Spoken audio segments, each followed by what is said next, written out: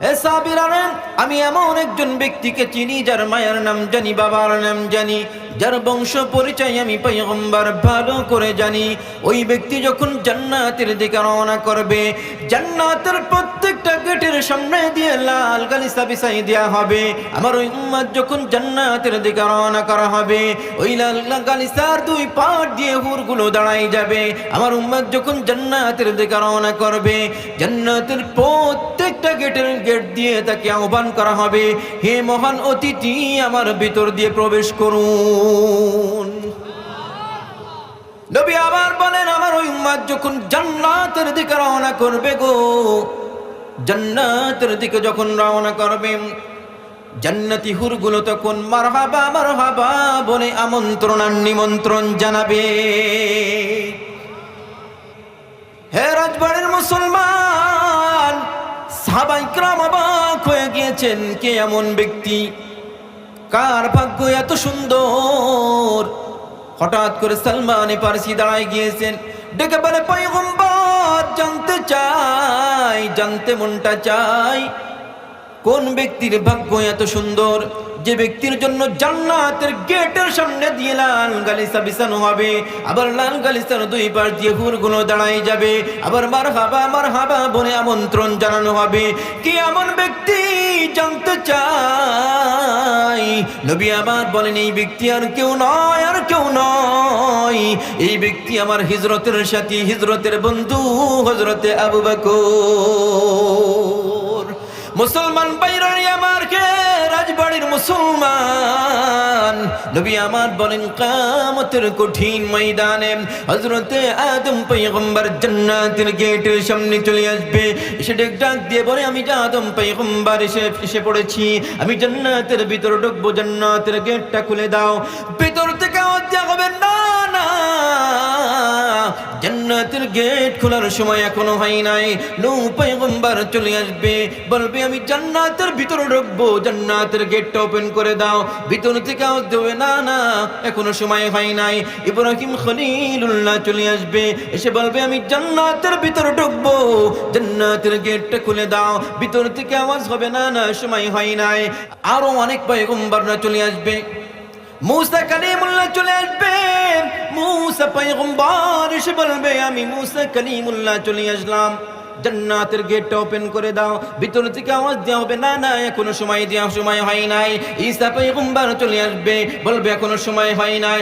সব নবীরা একত্রিত হয়ে যাবে, ডেকে বলবে, আমরা সব নবীরা চলে আসলাম, এখনো কি সময় হয় নাই, এখনো কি সময় হয় নাই। ভিতর থেকে আওয়াজ দেওয়া হবে, আদম পয়গম্বরের নাম শোনা যায়, নূহ পয়গম্বরের নাম শোনা যায়, ইব্রাহিম খলিলুল্লাহর নাম শোনা যায়, বলে মুসা কালিমুল্লাহর নাম শোনা যায়, সব নবীর নাম শোনা যায়, কিন্তু বিশ্ব নবীর নাম কেন শোনা যায় না?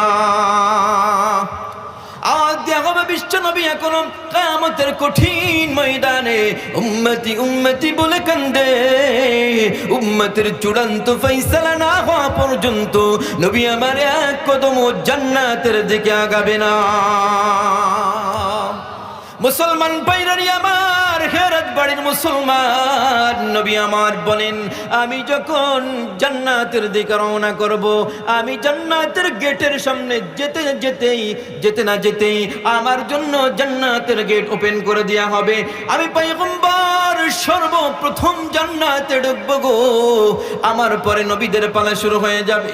নবীরা যখন জান্নাতে যাওয়া শেষ হয়ে যাবে, এবার আদম পয়গম্বরের উম্মতরা জান্নাতের গেটের সামনে ভিড় জমাবে। বলে, নূহ পয়গম্বরের উম্মতরা জান্নাতের গেটের সামনে চলে আসবে, ইব্রাহিম খলিলুল্লাহর উম্মতরা চলে আসবে, মুসা কালিমুল্লাহর উম্মতরা চলে আসবে, ঈসা রূহুল্লাহর উম্মতরা চলে আসবে। সব নবীদের উম্মতরা যখন চলে আসবে গো, নবী আমার বলেন, উম্মতরা ঢুকতে পারবে না যতক্ষণ না পর্যন্ত আমার উম্মতের ভিতর থেকে হযরত আবু বকর যতক্ষণ না পর্যন্ত জান্নাতে ঢুকবে। আবু বকর ঢোকার আগে কোন নবীর কোন উম্মত জান্নাতে ঢুকতে পারবে না। মুসলমান ভাইরানি আমার, এই জন্য হিদায়াত বড় দামি দৌলত। আল্লাহ পাক সবাইকে হিদায়াতের মতো দৌলত দান করেন না। আল্লাহ যার দিলটা পছন্দ করেন ওই ব্যক্তিকেই শুধুমাত্র হিদায়াতের মতো দৌলত দিয়ে ধন্য করে দেন। হযরত আমর দাউসী, হযরত তুফাইল আমর দাউসী, হযরত তুফাইল আমর দাউসী দাউস গোত্র থেকে এসেছে মক্কা তায়েফ করার জন্য, তওয়াফ করার জন্য। এবার কাফের মুশরিকরা ডেকে বলে, তুফাইল রে, মক্কা ঘরের ভিতরে বলে খানাই কাবার ভিতরে এমন একজন পাগল আছে, তার কাছে যাওয়া যাবে না, তুমি কিন্তু যাইবা না। বলে সে যদি ডাক দেয়, সে কিছু পড়তে চায়, তেলাওয়াত করে, এগুলো তুমি শুনবা না। হযরতে তুফাইল ডেকে বলেন, তাহলে আমি কেমন করে যাব? মানুষ যদি আমার পাশে কিছু পড়ে তা আমার কানে তো যাইবি। এবার আবু জেহেল, উতবা, শাইবা তুলে এনে দেয়, বলে তুলা গুলা নাকের, বলে কানের ভিতরে ঢুকাইয়া তুমি যাও। হযরতে তুফাইল এবার তুলা ঢুকাইয়া কানাই কাবার ভিতর প্রবেশ করেছে। কানাই কাবার ভিতর যাওয়ার পরে হযরতে তুফাইলের কানে কিন্তু তুলা রয়েছে, কিন্তু আল্লাহ রাসূল তেলাওয়াত করা শুরু করলেন, তেলাওয়াত করেছে। হযরতে তুফাইলের দিলটা আল্লাহর পছন্দ হয়ে গিয়েছে। হযরতে তুফাইলের কানের ভিতরে তুলা থাকার পরেও দিলের ভিতরে আল্লাহর রাসূলের ওই তেলাওয়াত ঢুকে গিয়েছে।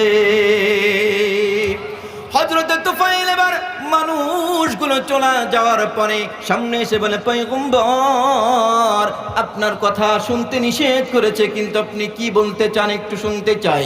নবী আমার তেলাওয়াত করে শোনাইলেন। এবার হযরতে তুফাইল বলে, আর একটু শোনান। হযরতে তুফাইল আর একটু শোনানোর জন্য যখন আবেদন করলেন, নবী আমার আর একটু তেলাওয়াত করলেন। এবার পাগল হয়ে গিয়েছে। নবী আমার কানে কাবা থেকে বাড়িতে চলে এসেছে। হযরতে তুফাইল পিছন নিয়েছে, হাঁটি হাঁটি পা পা করে নবীজির ঘরে চলে এসেছে। ডেকে বলে, পয়গম্বর ওরা বলেছিল আপনি পাগল, আপনার কথা শোনা যাবে না, কিন্তু আমি দেখেন না তাদের থেকে তুলা নিয়ে কানের ভিতর দিয়ে এসেছি, কিন্তু আল্লাহ পাক রব্বুল আলামিন কেমন করে যেন আপনার তেলাওয়াত আমার কলিজার ভিতর ঢুকাই দিয়েছে। হযরতে তুফাইল বলে, পয়গম্বর আর দেরি করতে চাই না, আর দেরি করতে চাই না, আমাকে কালিমা পড়াই দিন। নবী আমার হাতটা ধরে বললেন, তুফাইল পড়ে না লা ইলাহা ইল্লাল্লাহু মুহাম্মাদুর রাসূলুল্লাহ।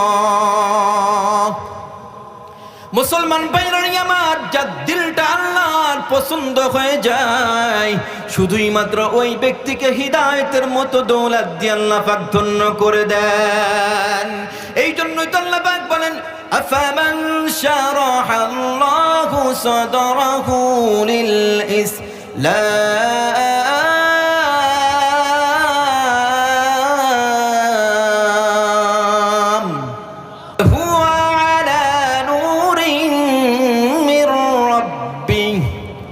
فويل للقاسية قلوبهم من ذكر الله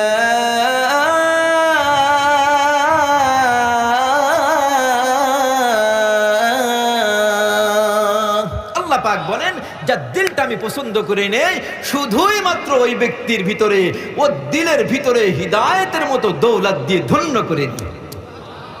হিদায়াত আল্লাহ পাক সবাইকেই দেন না। হিদায়াত বড় দামি দৌলত, বড় দামি দৌলত, এটা আল্লাহ পাক সবাইকে দেন না। দেখেন, যে ব্যক্তিকে হিদায়াতের মতো দৌলত দান করা হয়েছে তাকে সবচেয়ে শ্রেষ্ঠ নিয়ামত দেওয়া হয়েছে। পৃথিবীতে মানুষ যত প্রকার নিয়ামত ভোগ করছে তার ভিতর শ্রেষ্ঠ নিয়ামত হলো হিদায়াত। হিদায়াত অনেক বড় দামি দৌলত, অনেক বড় দামি দৌলত, এটা আল্লাহ পাক সবাইকেই দেন না। এই জন্য হযরতে তুফাইলের কানের ভিতরে তুলা ভরে দেওয়া হয়েছে যে তুফাইল মুহাম্মাদের কথা শোনা যাবে না। তুফাইল ঠিকই কানের ভিতরে তুলা ভরে খানায় কাবার ভিতর প্রবেশ করেছে। আল্লাহ পাক তো তার দিলটা পছন্দ করে নিয়েছে আগের থেকেই, তো কানের ভিতর তুলা দিলেই কি হবে, দিলের ভিতর আল্লাহ পাক তেলাওয়াত পৌঁছে দিয়েছে। হযরতে তুফাইল এবার কালিমা পড়ে বাড়ির দিকে রওনা করেছে। হযরত তুফাইল পয়গম্বরকে ডেকে বলে, পয়গম্বর আমি তো বাড়িতে চলে যেতে চাই, তাহলে আমাকে কিছু নিদর্শন দিয়ে দিন। নবী আমার নিদর্শন দিয়ে দিলেন। এবার হযরত তুফাইল যে মানুষকে দাওয়াত দেয়, হযরত তুফাইলের দাওয়াতের কারণে শুধুমাত্র একজন মানুষ ইসলাম মানে কালিমা পড়ে মুসলমান হয়েছে।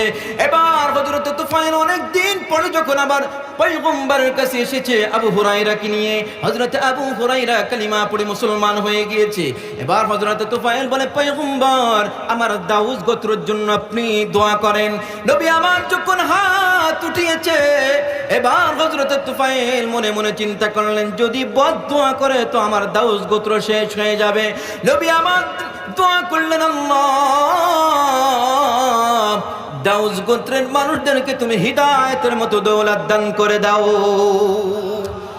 হযরত তুফাইল এবার আবু হুরায়রাকে নিয়ে দাউস গোত্রে দাওয়াত দিয়ে শুরু করলেন।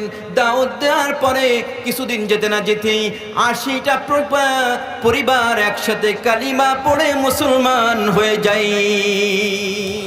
মুসলমান ভাইরানি আমার, হিদায়াত বড় দামি দৌলত। এই জন্যই তো বলে যার দিলটা পছন্দ হয় না আল্লাহ সবাইকে হিদায়াত দেন না।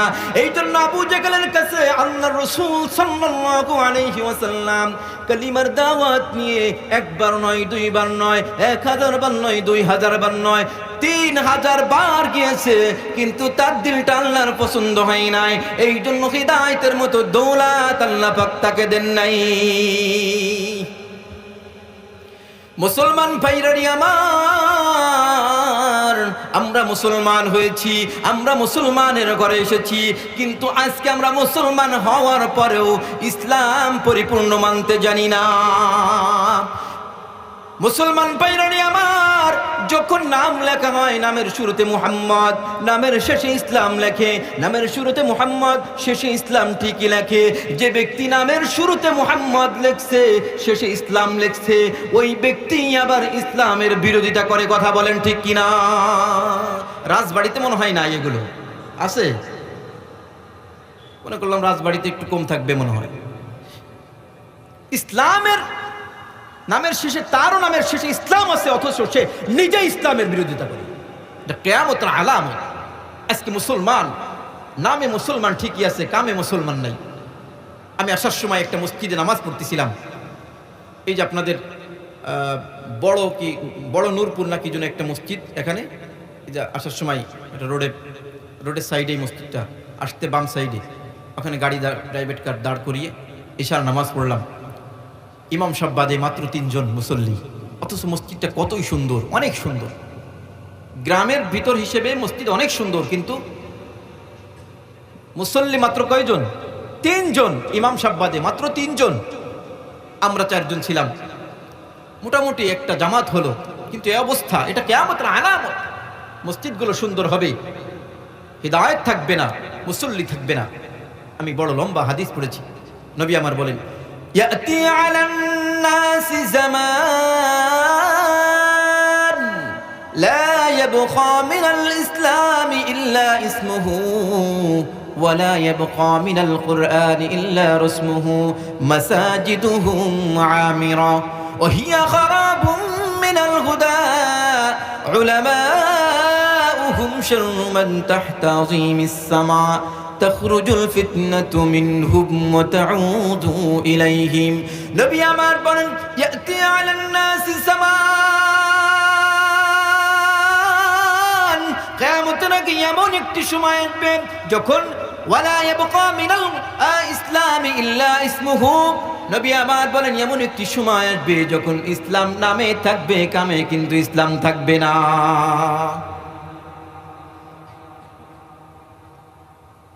يأتي على الناس زمان لا يبقى من الإسلام إلا اسمه, ইসলাম নামে থাকবে, নামে ইসলাম থাকবে, কিন্তু কামে কোনো ইসলাম থাকবে না। নামের শেষে ইসলাম লাগবে, আবার ইসলামের বিরোধিতা করবে। এখন দেখলে দেখা যায় ব্যক্তিগত জীবন ইসলাম নাই, পারিবারিক জীবন ইসলাম নাই, সমাজ জীবন ইসলাম নাই, রাষ্ট্রীয় জীবন ইসলাম নাই, কোথাও ইসলাম খুঁজে পাওয়া যায় না, অথচ ওই ব্যক্তি শান্তির পিছনে দৌড়ায়। শান্তি ইসলাম যেখানে না থাকে সেখানে শান্তি থাকতে পারে, কশ্চিনকালেও থাকতে পারে, কশ্চিনকালেও থাকতে পারে না। আল্লাহ পাক বলেন ওয়াতাসিমু বিহাবলিল্লাহি জামিআন ওয়া লা তাফাররাকু।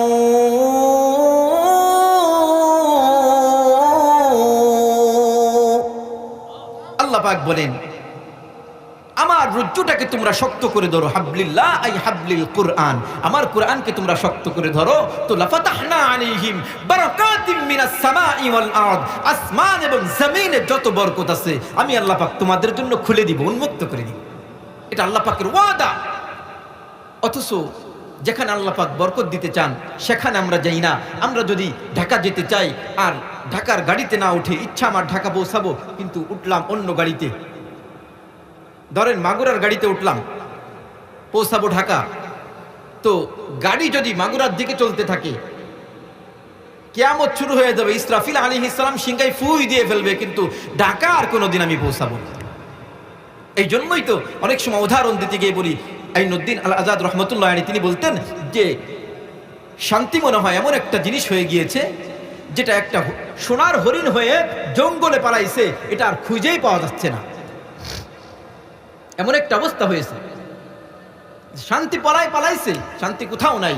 আজকে মুসলমান শান্তি চায়, ইহুদি শান্তি চায়, নাসারা শান্তি চায়, বলে অমুসলিমরা শান্তি চায়, সবাই শান্তির পিছনে দৌড়ায়। কিন্তু আল্লাহ পাক বলেন না বান্দা, জীবন যতদিন পর্যন্ত কোরআনের কাছে না আসবা ততদিন শান্তির পিছনে শুধুমাত্র দৌড়াবা, বলে কবর পর্যন্ত পৌঁছাই যাবা, কিন্তু শান্তির দেখাও জিন্দেগিতে কোনোদিন পাবা না। এটা আল্লাহ পাকের ওয়াদা। যেখানে ইসলাম না থাকে সেখানে শান্তি থাকতে পারে না। উদাহরণ দিতে গিয়ে অনেক সময় বলি যে এক দোকানদার, তার দোকানে অনেক বেচা কিনা হয়, খুব বেশি বেচা কিনা হওয়ার কারণে একজন কর্মচারী রেখেছে যার নাম হলো ইসলাম। নাম কি? ইসলাম। ঘটনাক্রমে ওই মালিকের মেয়ের নাম হলো শান্তি। যখন ইসলাম ওখানে চাকরি নিয়েছে, কিছুদিন যেতে না যেতেই ইসলামের সাথে আর শান্তির সাথে একটা প্রেম আর ভালোবাসা শুরু হয়ে গিয়েছে। এই খবরটা আবার কিছুদিন পরেই মালিকের কানে পৌঁছায় গিয়েছে, আরে তোমার মেয়ে শান্তি, সে তো তোমার কর্মচারীর সাথে প্রেম আর ভালোবাসা শুরু করছে। তো মালিকের মাথা গরম হয়ে গেছে, আরে আমার এত বড় ব্যবসা, আমি এত বড় ধনী মানুষ, আমার সাধারণ একজন কর্মচারীর সাথে আমার মেয়ে সম্পর্ক করবে, এটা হতে পারে না, ইসলামকে সাইজ করতে হবে। তো যে কথা সেই কাজ, দোকানে চলে এসেছে পরের দিন। আসার পরে এবার ইসলামকে ডাক দিয়েছে, ইসলাম একটু দোকানের পিছনে আসো তো। ইসলাম দোকানের পিছনে গেছে। ইসলাম দোকানের পিছনে যাওয়ার পরে এবার দুইজন বকাটে ছেলেকে নিয়ে আসছে যে সাইজ করে দাও। তারা কষে মার শুরু করছে। মায়ের যখন শুরু করছে তখন ইসলাম বলে আমাকে মারো কেন? তো তারা বলে মায়ের দেখেও কি তুমি কিছুই টের পাও না? কেন মারি? কিছুই টের পাও না? বলে না, কিছুই তো বুঝি না। বলে মারি কেন? বেটা তুই একজন কর্মচারী হয়ে আমার মেয়ের সাথে তুই লাইন মারা শুরু করছিস, কত বড় সাহস তো! কঠিন মার দিয়ে এবার দোকান থেকে ভাগাই দিয়েছে, যা বেটা যা।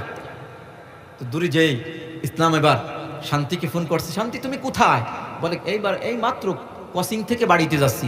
বলে কসিং থেকে আর তোমার বাড়িতে যাওয়ার দরকার নাই, হিজরত করে আমার এখানে চলে আসো। বলে আমার কাছে তো কিছুই নাই। বলে কিছুই লাগবে না, তুমি হিজরত করে চলে আসো।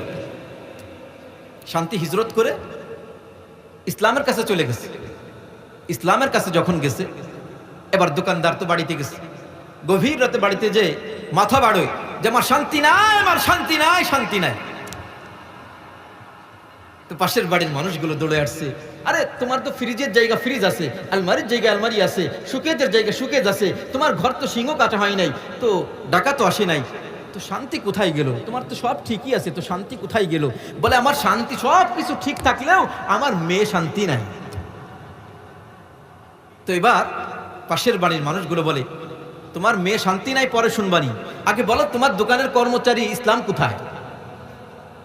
বলে ইসলামকে তো আজকে কঠিন বেগে মার দিয়ে ভাগাই দিয়েছি। তো পাশের বাড়ির মানুষগুলো বলে তুমি এত বড় ব্যবসায়ী, এত বড় দোকানের মালিক, এত বড় ব্যবসার হিসাব মিলাইতে তোমার একটুও ভুল হয় না, প্রতিদিনের হিসাব তুমি ঠিকই মিলাই আসো, একটু ভুল হয় না, কিন্তু এই ছোট্ট হিসাবটা কি তুমি মিলাইতে পারলে না? যেখানে ইসলাম না থাকে সেখানে শান্তি থাকতে পারে না, যে বাড়িতে ইসলাম না থাকে ওই বাড়ি শান্তি থাকতে পারে না। আমিও তো ওই কথার সাথে সুর মিলাই বলি যে ব্যক্তিগত যার জীবনে ইসলাম নাই ওই ব্যক্তিগত জীবনে শান্তি থাকতে পারে না, যে পরিবারে ইসলাম নাই ওই পরিবারে শান্তি থাকতে পারে না, যে সমাজে ইসলাম নাই ওই সমাজে শান্তি থাকতে পারে না, যে রাষ্ট্রের ভিতরে ইসলাম নাই ওই রাষ্ট্রেও শান্তি থাকতে পারে না, পারে না, পারে না। কথা বলেন ঠিক কিনা? জিন্দেগিতেও শান্তি থাকতে পারে না। শান্তি যদি চাও, ব্যক্তিগত জীবনে যদি শান্তি চাও, তো কোরআনকে ধরতে হবে, কোরআনের ছায়াতলে আসতে হবে। যদি পারিবারিক জীবনে শান্তি চাও, কোরআনের ছায়াতলে আসতে হবে। যদি সমাজ জীবনে শান্তি চাও, তো কোরআনের ছায়াতলে আসতে হবে। যদি রাষ্ট্রীয় জীবনে শান্তি চাও, কোরআনের ছায়াতলে আসতে হবে। আজকে ব্যক্তিগত জীবনে শান্তি নাই, পারিবারিক জীবনে শান্তি নাই, সমাজ জীবনে শান্তি নাই, বলে রাষ্ট্রীয় জীবনে শান্তি নাই। শান্তি নাই কেন? বলে কোরআন নাই কোথাও। যদি শান্তি চাও তো কোরআনকে আঁকড়ে ধরতে হবে। আল্লাহ পাকের ওয়াদা, লাফাতাহনা আলাইহিম বারাকাতিম মিনাস সামাই ওয়াল আরদ, আসমান এবং জমিনে যত বরকত আছে আমি আল্লাহ পাক তোমাদের জন্য তো উন্মুক্ত করে দিব, তোমাদের হাতে ক্ষমতা দিব। এটা আল্লাহ পাকের ওয়াদা। ক্ষমতার পিছনে মানুষ আজ দৌড়াচ্ছে, কিন্তু ক্ষমতা কোথায়? ক্ষমতা আল্লাহ পাকের ওয়াদা আছে। আল্লাহ পাক বলেন, ওয়ালা তাহিনু ওয়ালা তাহজানু ওয়া আনতুমুল আ'লাউনা ইন কুনতুম মুমিনিন। তোমরা যদি মুমিন হয়ে যাও, তোমরা যদি মুমিন হয়ে যাও, আমি আল্লাহ পাকের ওয়াদা হলো, আল্লাহ পাক রব্বুল আলামিন বলেন আমি তোমাদেরকে বিজয় দান করব। ক্ষমতা তোমাদের হাতে দেব, কিন্তু তোমরা মুমিন হও আগে। মুমিনের কোনো খবর নাই, নামাজ পড়ার খবর নাই, কিন্তু ক্ষমতার জন্য দৌড়াও। কিন্তু ক্ষমতার মালিক কে? কথা বলেন, ক্ষমতার মালিক কে? একমাত্র আল্লাহ। আল্লাহ পাক যাকে ক্ষমতা দিতে চান তার থেকে ক্ষমতা কেউ নিতে পারে না। আর আল্লাহ পাক যদি অসন্তুষ্ট হয়ে যায় তাহলে অনেক বছর ক্ষমতায় বসে থেকেও থাকতে পারে না, চলে যেতেই হয়। সময়ও 40 মিনিটের উপরে পাওয়া যায় না। আল্লাহ পাক যদি চান সবকিছু সম্ভব কিনা? কথা বলেন, সম্ভব কিনা? এই জন্য নবী আমার বলেন, ইয়াতি আলান নাসি সামান লা ইয়াবকা মিনাল ইসলাম ইল্লা ইসমুহু। এমন একটি সময় আসবে যখন ইসলাম নামে থাকবে, নামে ইসলাম থাকবে, কিন্তু কামে কোনোদিন ইসলাম থাকবে না। এক নাম্বার আলামত, কিয়ামতের 2 নাম্বার আলামত হলো ওয়ালা ইয়াবকা মিনাল কুরআন ইল্লা রুসমুহু। নবী আমার বলেন, কোরআনের রেওয়াজ থাকবে, রুসুম থাকবে, কিন্তু কোরআনের বিধান সমাজে থাকবে না। আছে কোরআনের বিধান পাওয়া যায় না। ব্যক্তিগত জীবনে কোরআন নাই, পারিবারিক জীবনে কোরআন নাই, সমাজ জীবনে কোরআন নাই, রাষ্ট্রীয় জীবনে কোরআন নাই। বলে কোরআন কোথায় আছে? কোথায় আছে? কোরআন তো জায়গা মতোই আছে। বলে না না, কোরআন তো মসজিদে আছে। মেম্বারের উপরে কোরআন আছে, বলে তাকের উপরে কোরআন আছে। মাদ্রাসায় কোরআন আছে, আমাদের বাড়িতেও কোরআন আছে। কিন্তু কোরআনের অবস্থা কেমন হয়? কোরআনের উপরে 1 ইঞ্চি পরিমাণ ময়লা পড়ে গিয়েছে। বছর যায়, দিন যায়, রাত যায়, কিন্তু কোরআনের কাছেও আমরা কোনোদিন যাই না। যাই ছিড়াতন কাপুড়ে রাখো তাজ মুড়ে, ছিড়াতন কাপুড়ে রাখো তাজ মুড়ে। দিন যায় রাত যায়, দেখো না তো খুলে। দিন যায় রাত যায়, দেখো না তো খুলে। ঠিক কিনা? দিন চলে যায়, রাত চলে যায়, বলে সপ্তাহ চলে যায়, মাস চলে যায়, বছর চলে যায়, কোরআন খুলেও দেখা হয় না, কোরআনের ছায়া তলেও আসা হয় না। কথা বলেন ঠিক কিনা? দিন চলে যায়, রাত চলে যায়, কোরআনের কাছে আসা হয় না। শুধুমাত্র মুরব্বী যখন মারা যায় বাড়ির, তখন কোরআনটাকে আনা হয়। মাদ্রাসার ছাত্র 10 জন এসেছে, কোরআন শরীফ তো বিভিন্ন বাড়ির থেকে আনা হয়। তখন তো আমার তাকের পারও একটা কোরআন আছে, নামায় নিয়ে আসো। তখন তাকের পার থেকে কোরআন যখন নামায় নিয়ে আসা হয়, দেখা যায় 1 ইঞ্চি পরিমাণ টিকটিকিতে পায়খানা করেছে, মাকড়সায় জাল বুনেছে, এগুলো 1 ইঞ্চি পরিমাণ ময়লা। তখন ছাত্রদেরকে এনে দেওয়া হয়, তারা নিজের রুমাল দিয়ে পরিষ্কার করে পড়া শুরু করে দেয়। আসলে কি কোরআন শুধুমাত্র তাকে রাখার জন্য এসেছে? কথা বলেন, জোরে আওয়াজ দিয়ে বলেন। তাকে রাখার জন্য এসেছে? কোরআন কি শুধুমাত্র তাবিজের ভিতর ভরার জন্য এসেছে? কোরআন কি শুধুমাত্র মসজিদের জন্য এসেছে? মাদ্রাসায় থাকার জন্য এসেছে? কোরআন এসেছে রাষ্ট্র চালানোর জন্য, কোরআন এসেছে সংসার চালানোর জন্য। কথা বলেন ঠিক কিনা? কোরআন যে যদি সংসার চলতে পারে তো এই দেশের ভিতর আল্লাহ পাক রব্বুল আলামিন একদম আল্লাহ পাকের রহমত দিয়ে ভরপুর করে দেবে ইনশাআল্লাহ। এই জন্য নবী আমার বলেন, ওয়ালা ইয়াবকা মিনাল কুরআন ইল্লা রুসমুহু, এমন একটি সময় আসবে যখন কোরআনের আওয়াজ থাকবে, রুসুম থাকবে, কিন্তু কোরআনের বিধান সমাজে থাকবে না। মুসলমান ভাইরা আমার, এটা 2 নাম্বার আলামত। 3 নাম্বার আলামত নবী বলেন, মাসাজিদুকুম আমিরাম ওয়া হিয়া খারাবুম মিনাল হুদা, মসজিদগুলো বড় সুন্দর হবে, টাইলস হবে, এসি হবে, কিন্তু মসজিদে হিদায়াতের কথা থাকবে না। মসজিদ বড় সুন্দর হবে কিন্তু আবু বকরের মতো মুসল্লি খুঁজে পাওয়া যাবে না, ওমরের মতো মুসল্লি পাওয়া যাবে না, উসমানের মতো মুসল্লি পাওয়া যাবে না, আলীর মতো মুসল্লি পাওয়া যাবে না, আবু হুরায়রার মতো মুসল্লি পাওয়া যাবে না, বেলাল হাফসির মতো মুসল্লি খুঁজেও পাওয়া যাবে না। কথা বলেন ঠিক কিনা? মসজিদগুলো বড় সুন্দর হয়েছে, এই জন্যই তো বললাম নামাজ আসার সময় বলে মাহফিল আসার সময় নামাজ পড়লাম, মুসল্লি মাত্র 3 জন। অথচ এত সুন্দর মসজিদ, কত সুন্দর মসজিদ দেখা যায়, কিন্তু মুসল্লি খুঁজেও পাওয়া যায় না, মাত্র 3 জন মুসল্লি। কথা বলেন ঠিক কিনা? এই জন্য কিয়ামতের আলামত মুসলমান ভাইরা আমার, মসজিদের মেম্বার থেকে আজকে কোরআনের সত্য কথাগুলো বলা যায় না, কোরআনের সত্য কথাগুলো তুলে ধরা যায় না। মসজিদে যদি মেম্বার থেকে কোরআনের সত্য কথাগুলো তুলে ধরতে চায়, আগের থেকে ইমাম সাহেবকে কাউন্টার দেওয়া হয়, এই কথা বলা যাবে না। ঠিক কিনা? এটা কিয়ামতের আলামত। 3 নাম্বার আলামত এটা, নবীজি বলেন, মাসাজিদুকুম আমিরাম ওয়া হিয়া খারাবুম মিনাল হুদা। 3 নাম্বার আলামত হলো মসজিদগুলো বড় সুন্দর হবে, মসজিদে টাইলস হবে, এসি হবে, কিন্তু মসজিদে হিদায়াতের কোনো কথা থাকবে না। 3 নাম্বার আলামত। 4 নাম্বার আলামত হলো উলামাউহুম শাররু মান তাহতা আযীমিস সামা তাখরুজুল ফিতনাতু মিনহুম ওয়া তাউযু ইলাইহিম। নবী আমার বলেন, কিয়ামতের আগে এমন একটি সময় আসবে, পৃথিবীর বুকে সবচেয়ে নিকৃষ্ট হবে এক শ্রেণীর আলেম, যাদের থেকে ফাসাদ বের হবে, ফাসাদ বের হবে। তাখরুজুল ফিতনা, তাখরুজুল ফিতনাতু মিনহুম ওয়া তাউযু ইলাইহিম। নবী আমার বলেন, তাদের থেকে শুধুমাত্র ফিতনা বের হতে থাকবে, ফিতনা বের হতে থাকবে। অনেক মানুষ তো নিজেকে আলেম দাবি করে কিন্তু মুখেও দাঁড়িয়ে থাকে না, আলেম দাবি করে কিন্তু নিজের পায়ে সিজদা নিতে চায়। অনেক আলেম তো এমন আছে যার মুখের দিকে বলে আলেম দাবি করে, ঠিক কি আলেম কিনা এটা আল্লাহ পাকই ভালো জানে, কিন্তু মুখের দিকে তাকাইলে মনে হয় পোল্ট্রি মুরগি, সুলা পোল্ট্রি মুরগি, ওর মুখ একটু পশম নাই। আছে না? পীর সাহেব দাবি করে, এমনও আছে পীর সাহেব দাবি করে পীর সে, কিন্তু তার মুখের দিকে তাকাইলে মনে হয় সুলা পোল্ট্রি মুরগি, কিছুই নাই, পুরা সাদা। কথা বলেন, আছে না নাই? কিয়ামতের আলামত এটা। নবী আমার অন্য হাদিসের ভিতর বলেন, খায়রুল খিয়ারি খিয়ারুল উলামা ওয়া শাররুশ শিরারি শিরারুল উলামা।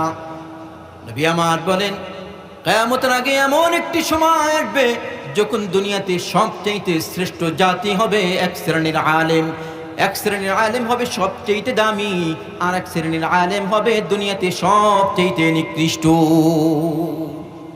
এখন যে চাটুকারিতা দেখা যাচ্ছে সমাজে, যে চাটুকারিতা এখন দেখা যাচ্ছে, তা মনে হয় যে রাসূলুল্লাহ সাল্লাল্লাহু আলাইহি ওয়াসাল্লাম এগুলো দেখে দেখে মনে হয় এই হাদিস বর্ণনা করেছে, যে চাটুকারিতা শুরু হয়েছে।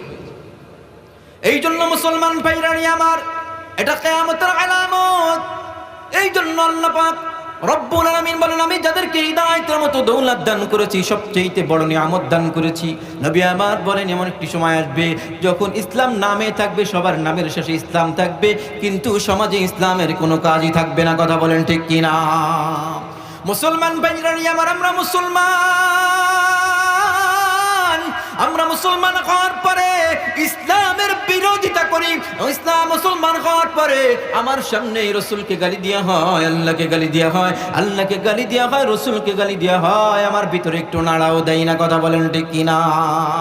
এই যে কিছুদিন আগে, দু একদিন আগে বাউল সরকার আল্লাহকে গালি দিল, রসুলকে গালি দিয়েছে, অথচ দরকার ছিল মান সাব্বা নাবিয়ান ফাকতুলু। কথা বলেন ঠিক কিনা?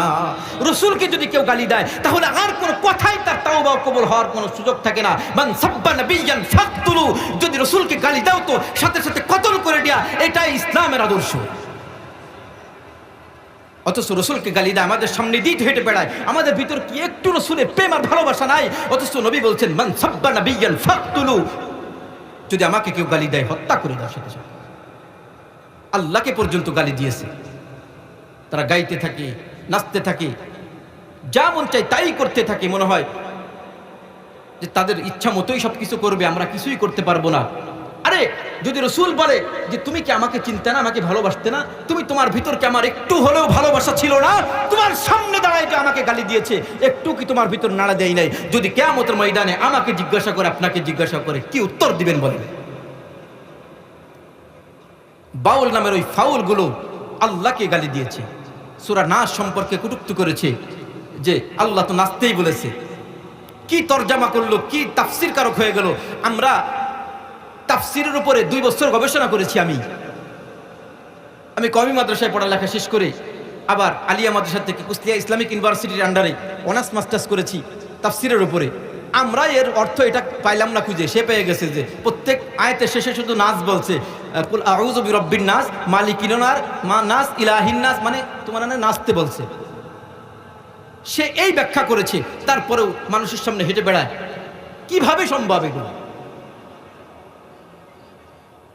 অথচ ইসলামের এমন একটি যুগ চলে গিয়েছে যখন সাহাবায়ে কিরামের সামনে ইসলামকে নিয়ে, দ্বীনকে নিয়ে একটু কটূক্তি করবে, রসুলকে নিয়ে একটু কটূক্তি করবে, এটা কোশ্চিনকালেও সাহাবায়ে কিরাম মেনে নেয় না। ইসলামের একটু ক্ষতি হোক, কিঞ্চিত পরিমাণ ক্ষতি হোক, এটাও সাহাবায়ে কিরাম চাই নাই। হযরত আব্দুল্লাহ বিন খুযাফার ঘটনার ভিতরে এসেছেন, রোম সম্রাটের সাথে একটা যুদ্ধ হয়েছিল হযরতে ফারুক আযম রাদিয়াল্লাহু তাআলা আনহুর জামানায়। ইসলামের দ্বিতীয় খলিফা হযরতে ফারুক আযম রাদিয়াল্লাহু তাআলা আনহুর জামানায় রোম সম্রাটের সাথে একটা যুদ্ধ হয়েছিল। যখন যুদ্ধ শুরু হবে, সাহাবায়ে কিরামের ভিতর থেকে আব্দুল্লাহ বিন হুযাফাকে কমান্ডার বানাই দেয়া হলো, আমির বানাই দেয়া হলো। এদিকে রোম সম্রাট তার সেনাপতিকে ডেকে বলে, সেনাপতি শোনো, আজকে যুদ্ধের ভিতর যা হবার তো হবে, যদি জয় হই তো হলাম, যদি পরাজয় হই আমার একটা আদেশ হলো, ইসলাম বলে মুসলমানদের ভিতর থেকে কয়েকজন জীবিত মুসলমান আমার সামনে উপস্থিত করে দিতে হবে। সেনাপতি ঠিকই তাই করেছেন, কয়েকজন জীবিত মুসলমানকে হযরত বলেন আব্দুল্লাহ বিন হুযাফা সহ কয়েকজন মুসলমানকে রোম সম্রাটের সামনে নিয়ে আসা হয়েছে। এবার ডেকে বলে, তোমাদের ভিতর আমির কে? রোম সম্রাট ডেকে বলে, তোমাদের ভিতর আমির কে?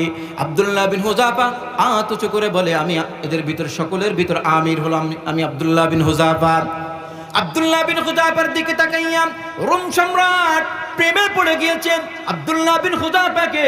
এবার পাশের চেয়ারে বসাইয়া আব্দুল্লাহ বিন হুযাফাকে ডেকে বলে, আব্দুল্লাহ রে আব্দুল্লাহ, তোমাকে দেখে পছন্দ হয়ে গিয়েছে, তোমার সাথে আমি সম্পর্ক করতে চাই রে আব্দুল্লাহ, তোমার সাথে আমি সম্পর্ক করতে চাই, কিন্তু সম্পর্ক তো হবে না, কারণ আমি খ্রিস্টান, তুমি মুসলমান।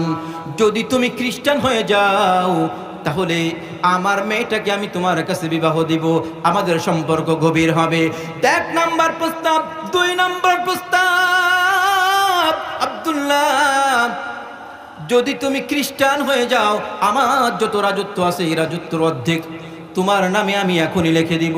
আব্দুল্লাহ ডেকে বলে, আব্দুল্লাহ রে, যদি খ্রিস্টান হয়ে যাও, 3 নাম্বার অফার হলো, আমার ইন্তেকালের পরে এই রোম সাম্রাজ্যের যত সম্পদ আছে সব কিছুর মালিক তুমি হয়ে যাবা। প্রস্তাব করেছেন। এবার হযরত আব্দুল্লাহ বিন হুযাফা রাগে তার কয়েকবার চোখগুলো লাল হয়ে গিয়েছে, দাঁড়িয়ে গিয়েছে। এবার রোম সম্রাটকে ডেকে বলেন, হে রোমের কুত্তা, আমাকে কি তুমি লোভ দেখাইতে চাও? আমাকে কি লোভ দেখাইতে চাও? আরে তুমি কি লোভ দেখাবা? তুমি তো রোমের এই সাম্রাজ্য হয়তো আমার জন্য লিখে দিবা।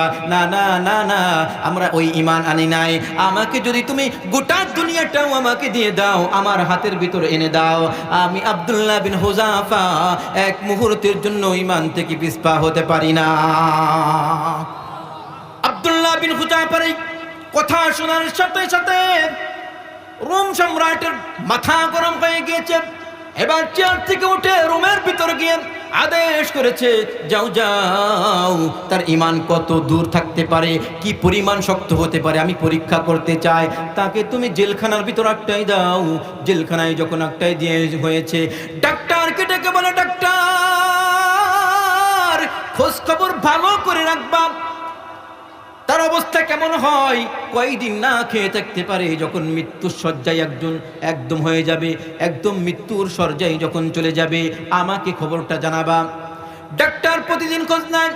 কিছুদিন যাওয়ার পরে এবার রোম সম্রাটকে ডেকে বলেন, সম্রাট, আব্দুল্লাহ বিন হুযাফার অবস্থা এমন পরিমাণ এত খারাপ হয়ে গিয়েছে, যদি এই মুহূর্তে খানা না দেই হয়তো অ্যাক্সিডেন্ট হয়ে যেতে পারে, মৃত্যুবরণ হতে পারে।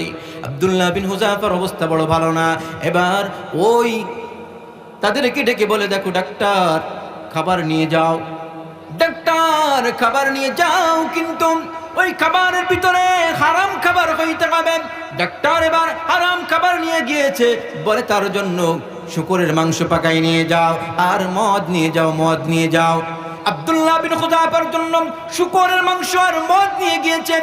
আব্দুল্লাহ বিন হুযাফা জানতেন যে এই খাবার খাওয়াটা আমার জন্য এখন জায়েজ, কারণ মৃত্যুর সময় যদি জান বাঁচানোর জন্য যদি হারাম খায়, অতটুকু হারাম ভক্ষণ করা ওই ব্যক্তির জন্য জায়েজ হয়ে যায়। আব্দুল্লাহ বিন হুযাফা জানতেন, কিন্তু আব্দুল্লাহ বিন হুযাফা জানার পরেও আব্দুল্লাহ বিন হুযাফা বলেন, আমি জানি আমার এই মুহূর্তে এটা খাওয়া জায়েজ, কিন্তু এটাও জানি যদি আমি জীবন বাঁচানোর জন্য এটা খাই, তাহলে কোষে বলে অনন্ত অসীমকালের জন্য কিয়ামত পর্যন্ত মানুষ এই ইতিহাস পড়বে, ইতিহাস জানবে, ইসলাম মানুষ মনে মনে চিন্তা করবে, আব্দুল্লাহ বিন হুযাফা বুঝি জীবন বাঁচানোর জন্য হারাম খেয়েছে।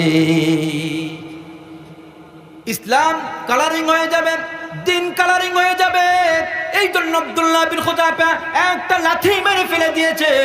লাথি মেরে যখন ফেলে দিয়েছে, আব্দুল্লাহ বিন হুযাফার এই অবস্থা দেখি ডাক্তার একটা দৌড় দিয়ে এসে বলে, মহারাজ, আব্দুল্লাহ বিন হুযাফার সামনে যখন খাবার দিয়েছি একটা লাথি মেরে ফেলে দিয়েছে।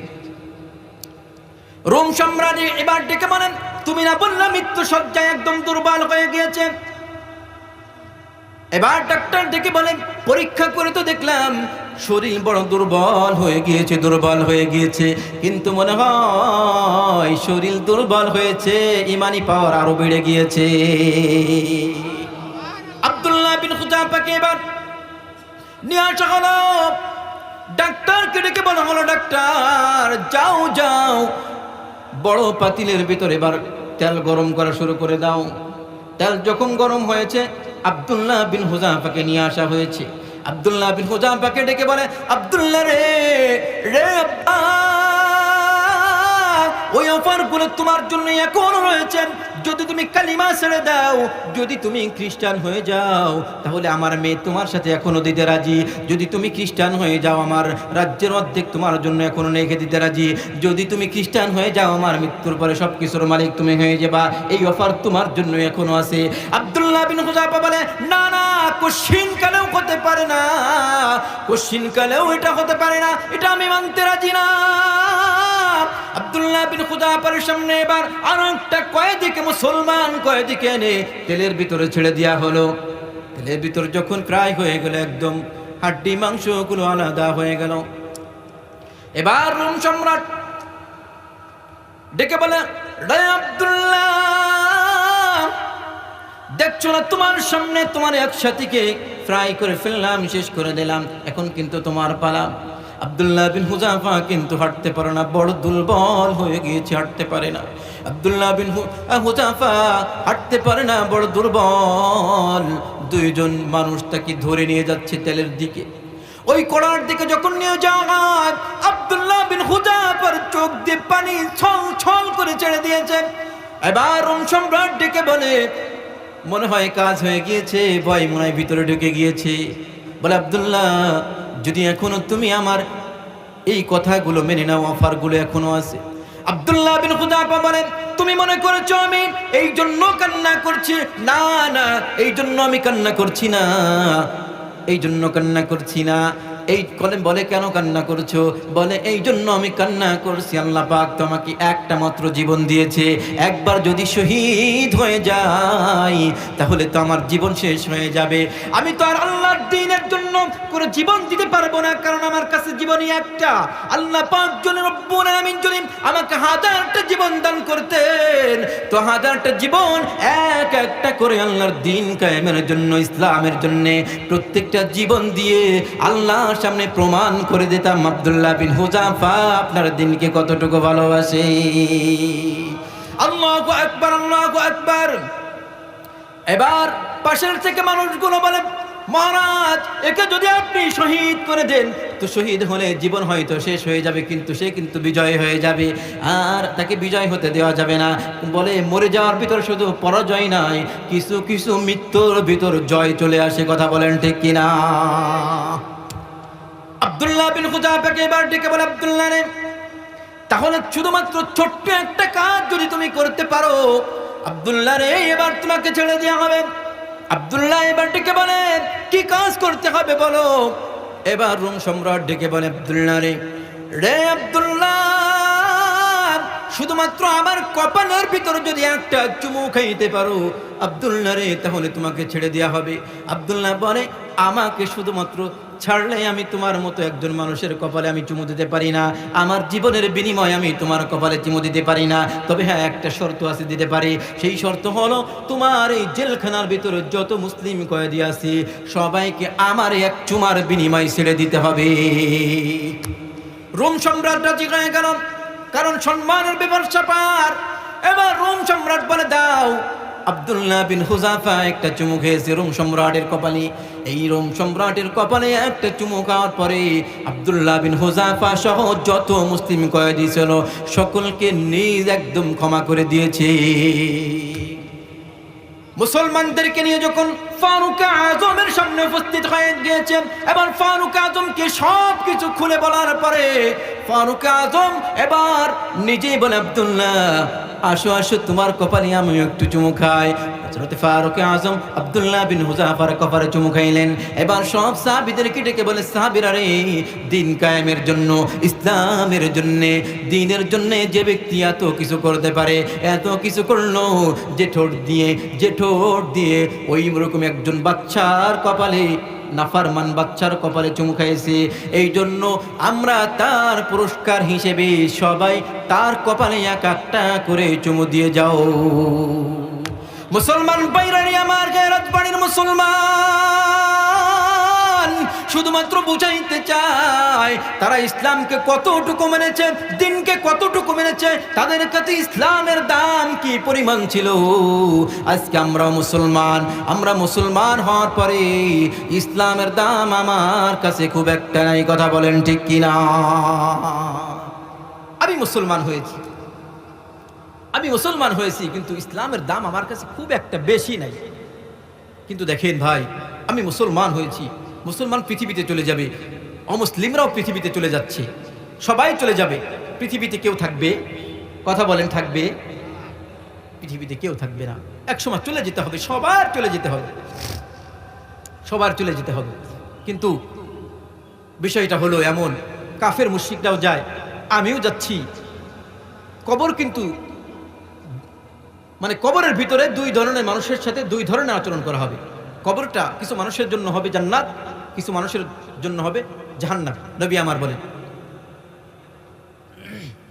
আমার বলে দিয়েছেন, আল কবরু রাউযাতুম মিন রিয়াজিল জান্নাহ আও হুফরাতুম মিন হুফারিন নার।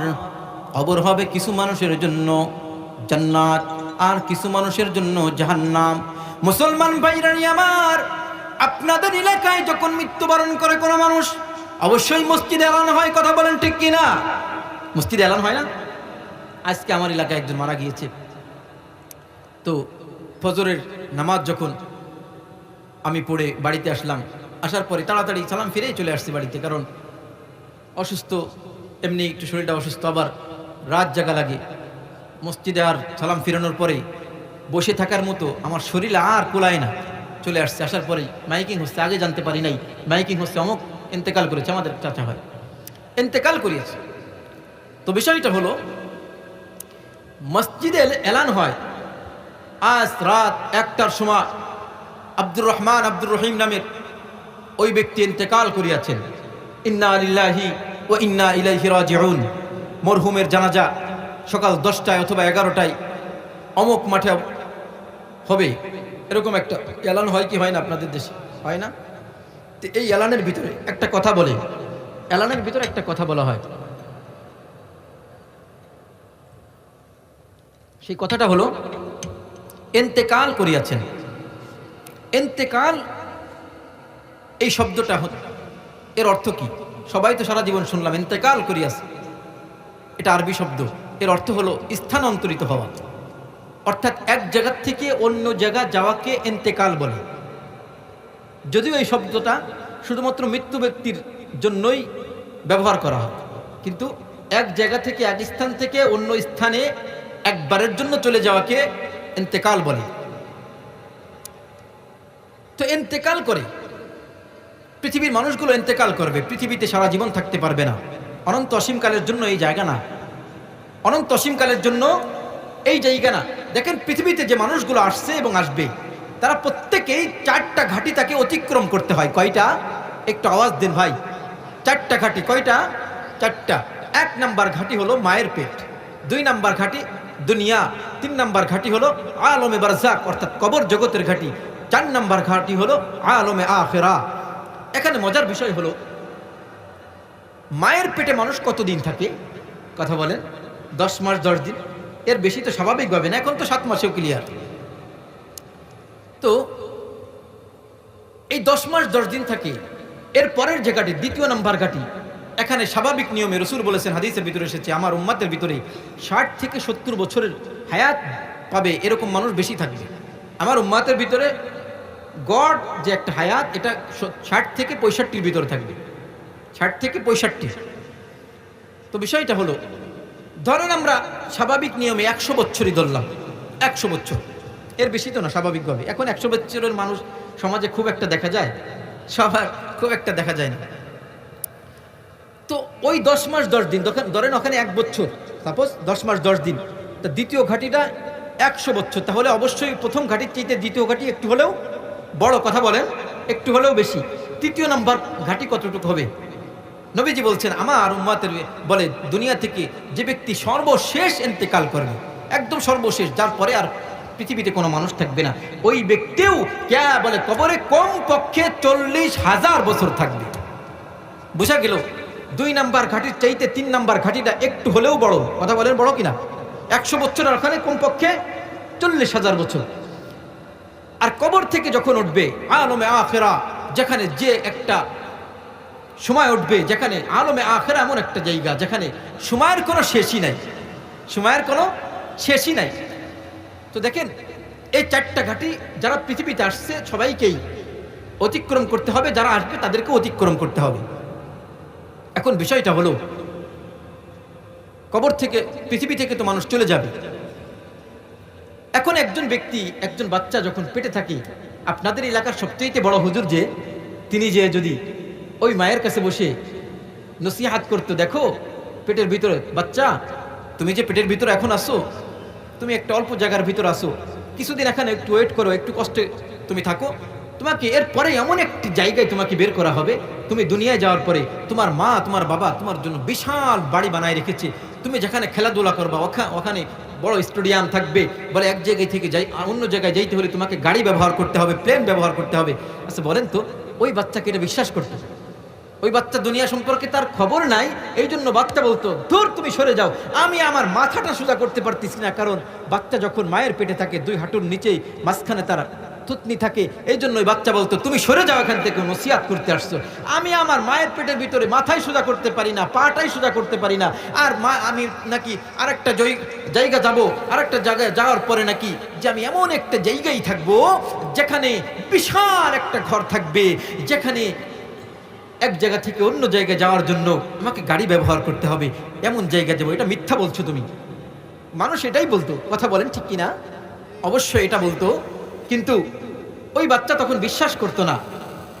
আজকে দুনিয়াতে আসার পরে আমরা আলমে বারজাকের কথা বলছি, এটা আমাদের বড় বিশ্বাস হচ্ছে না, আমাদের বিশ্বাস হচ্ছে না।